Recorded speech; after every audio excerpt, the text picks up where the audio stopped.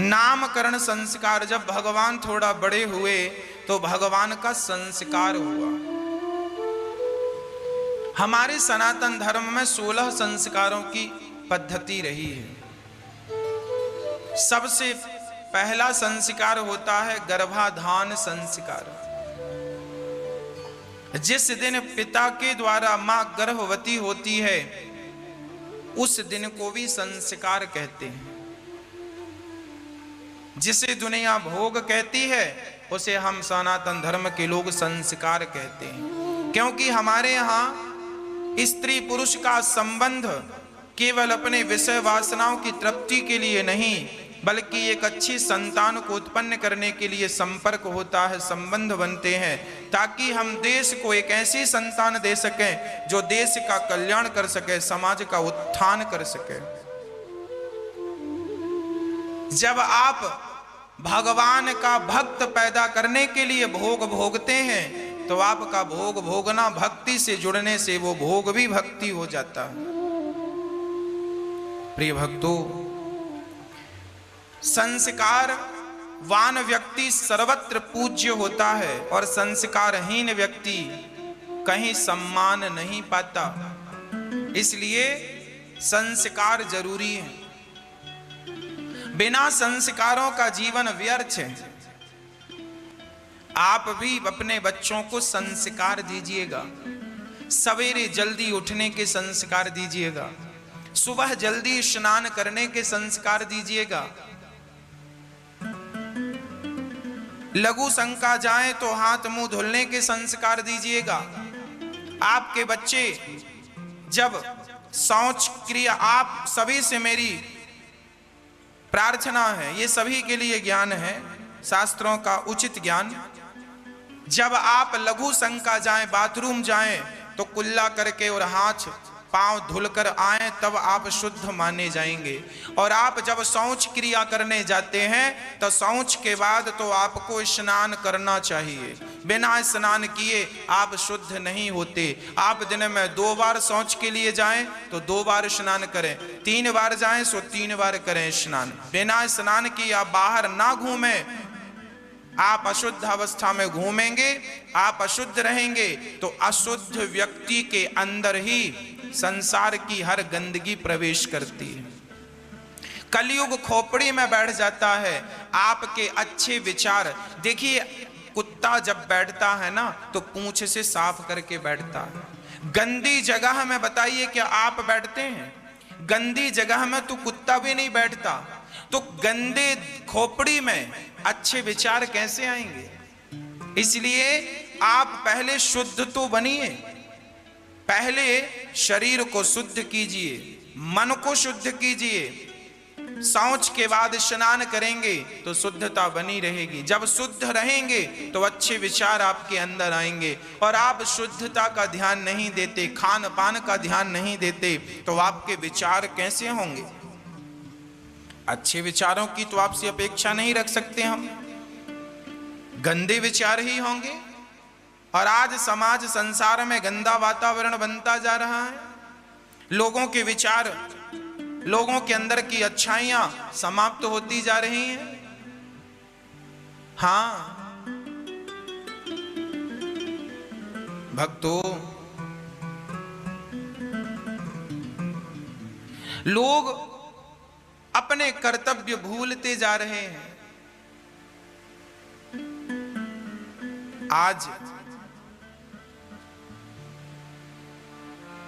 इस विषम परिस्थिति में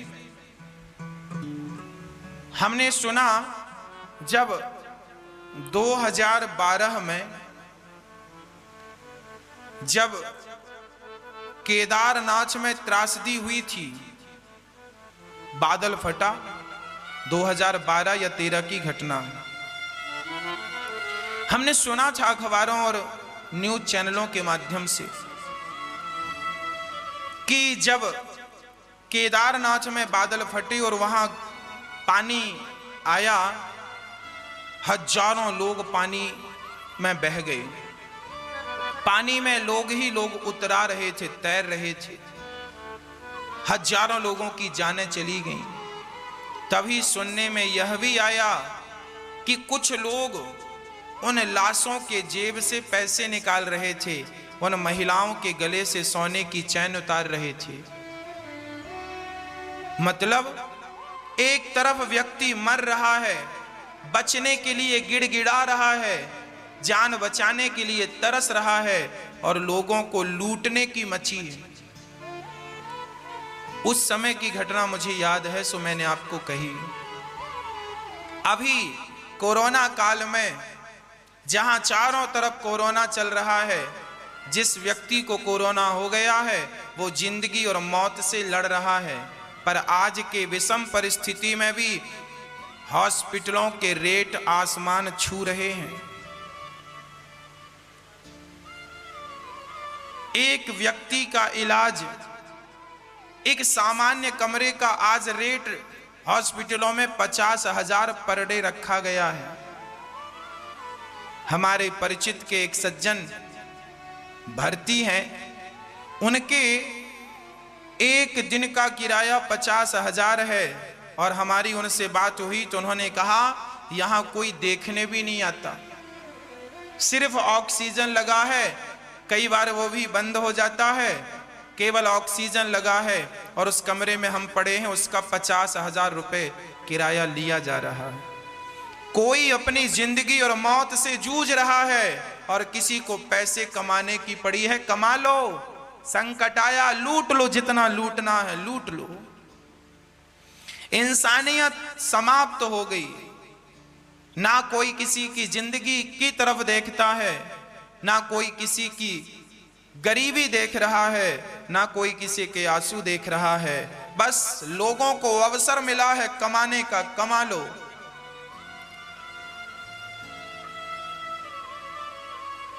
हम तो केवल यही प्रार्थना करते हैं कि देखो, किसी भी हाल में हमें अपने संस्कार नहीं भूलने चाहिए। इंसान का धर्म है इंसान के काम आना। जो व्यक्ति, जो इंसान के काम ना आया, अपनों के काम ना आया, वो इंसान किस काम? पैसों का क्या करोगे? बांध कर ले जाओगे? कौन ले गए बांध कर? कि तुम तैयारी कर रहे हो बांध कर ले जाने की? बांध कर आज तक कोई नहीं ले गया, तुम भी नहीं ले जाओगे। पर प्रार्थना है मेरी, इंसानियत का परिचय हम सबको देना चाहिए। इंसानियत का परिचय सदा हम देते रहें। प्यासे को पानी, भूखे को भोजन, और बीमार को इलाज। यदि आप डॉक्टर हैं तो आपका धर्म है कि आप मरीज का इलाज करें। हमारे देश का जवान देश की रक्षा करता करता वो चाहे तो मैदान छोड़कर भागकर अपनी जान बचा सकता है, पर नहीं, वो मानता है इस बात को कि मेरे सीने में गोली लग गई तो मैं देश के लिए शहीद हो जाऊंगा, वीर गति को प्राप्त कर लूंगा, इसी से मेरी सदगति हो जाएगी। और वो मैदान छोड़कर भाग करके चाहता तो अपनी जान बचा सकता था, पर नहीं, वो खड़ा रहा और सीने में गोलियां खाता रहा,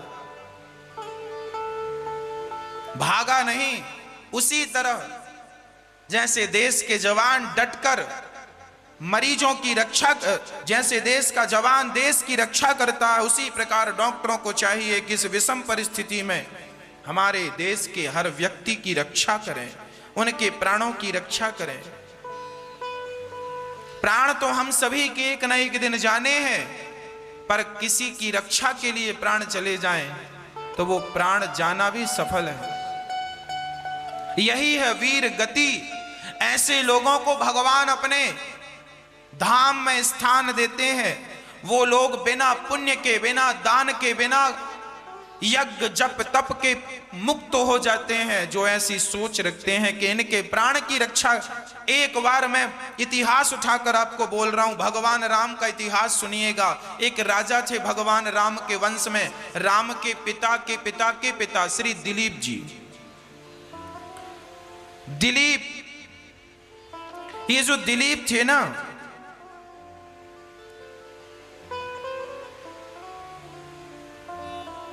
ये दिलीप जो थे, इनके कोई संतान नहीं थी। ये रघुवंश का इतिहास बोल रहा हूं।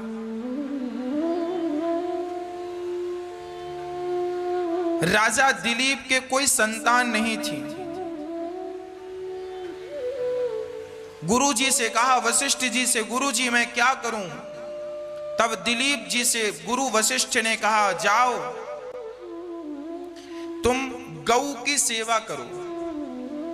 यदि गाय की सेवा करोगे तो तुम्हें संतान होगी। ठीक है गुरु जी। एक गाय गुरु जी ने दे दी, जाओ ये गाय है। अब दिलीप स्वयं उस गाय को चराने ले जाते और गाय को नहलाते, गाय के चरण दबाते, गाय की सेवा करते राजा दिलीप। एक दिन जंगल में ये गाय चराने गए और राजा दिलीप एक पेड़ की छांव में बैठ गए और गाय चरती चरती जंगल में जरा अंदर चली गई कि वहां एक शेर आ गया और शेर गाय पर झपट्टा मारा और गाय को उसने पकड़ लिया। गाय चिल्लाई, राजा दिलीप दौड़े और दौड़ करके खड़े हो गए, शेर गाय को छोड़ दो। शेर ने गाय को छोड़ दिया। शेर ने कहा, राजन ये मेरा शिकार है, मैं भूखा हूं, मैं इसे खाऊंगा जरूर।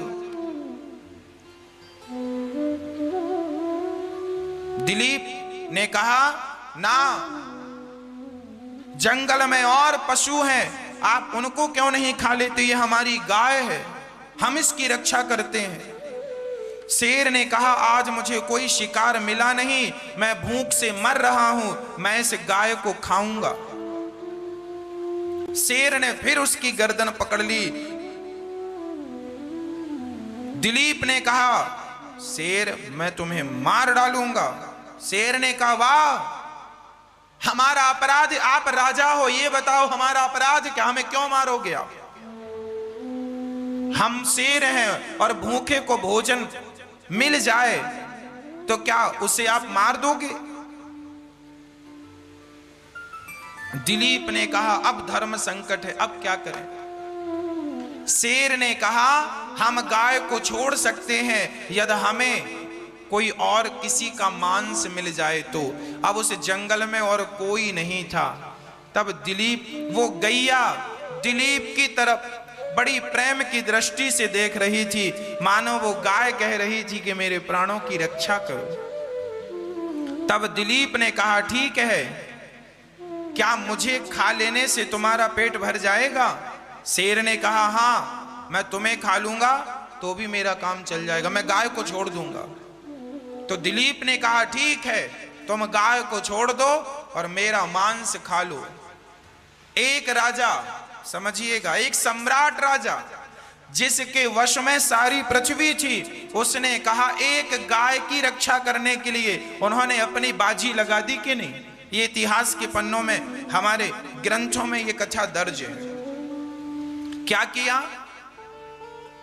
राजा दिलीप ने कहा, आप मेरा मांस खा लीजिए। शेर आया और राजा की गर्दन पकड़ के, जो सामान्य व्यवहार शेर करता है, वो गर्दन पकड़ के मरोड़ने लगा।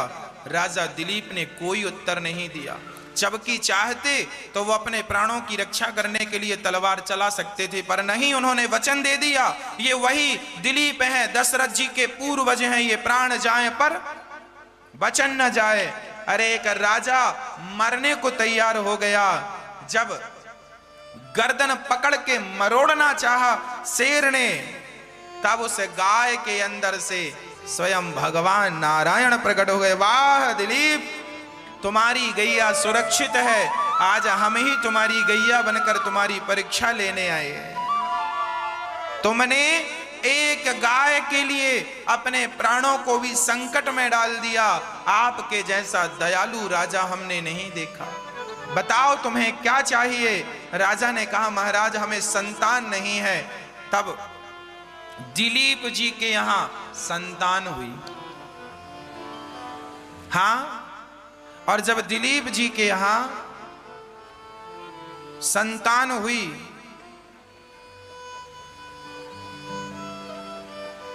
इन्हीं के पुत्र हुए हैं रघु, जिनके नाम से रघुवंश चला, है ना। ये दिलीप उच्च कोटि के राजा थे। कहने का अर्थ यह है, ये हमारे ग्रंथों की कथाएं हैं। ऐसा हुआ है कि किसी की रक्षा के लिए अपने प्राण का बलिदान दे देना। बस भक्तों, हम आज ये कोरोना जैसी विषम परिस्थिति में हम एक दूसरों का सहयोग करना ना भूलें। हम इंसानियत का परिचय देना ना भूलें। सब प्रकार से सबकी हम मदद करें और भगवान से प्रार्थना करें, हे प्रभु, जल्दी से ये बुरा वक्त, कोरोना जैसी महामारी जल्दी से समाप्त हो जाए और फिर सबके जीवन में खुशहाली हो, आनंद हो, सुख हो।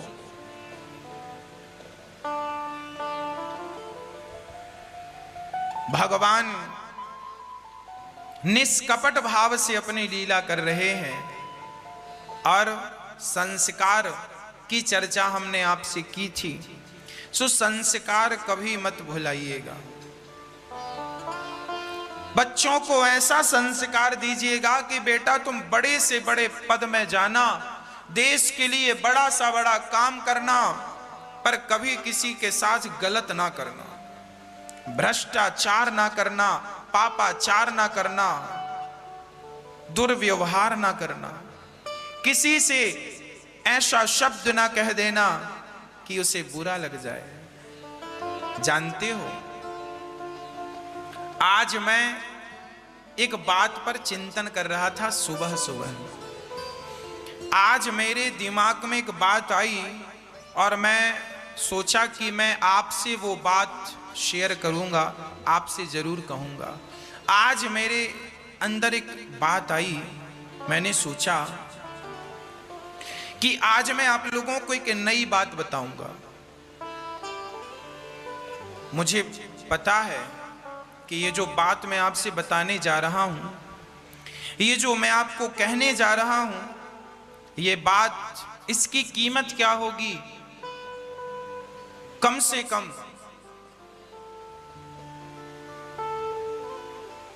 18 से 20 करोड़ रुपए की एक बात है ना। 18 से 20 करोड़ रुपए की, आज मैं 20 करोड़ रुपए की एक बात आपको कहने जा रहा हूं। इसकी कीमत, आज तक मैंने इतनी महंगी बात आपसे नहीं की। आज पहली बार मैं 20 करोड़ की बात आपसे कहता हूं। बात ऐसी है, ये बात आपकी समझ में आ जाए और आप इसे फॉलो कर लें तो समझ लेना कि आपके पास 20 करोड़ प्रॉपर्टी है, 20 करोड़ की संपदा है। वो बात यह है कि हम आज और आज से लेकर हमेशा, हम जब भी किसी से बात करें तो हम यही सोचकर बात करें कि हमारी इनसे आखिरी बातचीत हो रही है। जब हम ये सोचकर आपसे बात करेंगे कि हमारी आपसे आखिरी बातचीत हो रही है, तो हम आपसे गलत बात नहीं करेंगे। हमें पता चल जाए कि हमारी आपसे ये आखिरी बातचीत है, तो हम आपसे क्या गलत बात करेंगे? क्या आप हमसे गलत बात करोगे? जब भी आप अपनों से बात किया करें, जब भी आप किसी से बात किया करें, तो माइंड में ये बात सेट कर लें कि ये हमारी और आपकी आखिरी वार्ता है। इसलिए इस बात में ऐसी बात कर लो, ऐसी आत्मीयता से बात कर लो, ऐसे प्यार से बात कर लो कि उस व्यक्ति के जाने के बाद ये ना कहना हो हमने ये क्यों कह दिया था और ये क्यों ना कह सके। किसी पता नहीं इस समय कौन आज है और कौन कल नहीं रहेगा, इसकी कोई गारंटी नहीं है। इसलिए आप ऐसी बात किया करो और ये बात हमेशा के लिए याद रखना। आज से आप अपना व्यवहार बदल दीजिए। प्रत्येक व्यक्ति से ऐसी बात करो कि ये आपके जीवन की आखिरी बात। बहुत प्यार से मिलो, बहुत प्यार से बात करो। ऐसा कोई शब्द ना कह देना कि उसके हृदय को घात पहुंचा दे, कष्ट दे दे। शब्द संभाल के बोलिए, शब्द के हाथे ना पाओ। एक शब्द औषधि करे और एक शब्द करे घाव। अरे भैया, जब दुकान खुलती है तभी पता चलता है कि दुकान हीरे की है या कोयले की। जब आपकी जिह्वा खुलती है, जब मुंह खुलता है, तो ही पता चलता है कि आप कितने संस्कारी हैं। इसलिए आप अपने अच्छे संस्कारों का परिचय अपनी वाणी से दीजिए। सबका दिल प्रसन्न कीजिए, किसी का दिल ना दुखाइए। कोई हमें गालियां भी दे रहा है तो हमें एक समझ के चुप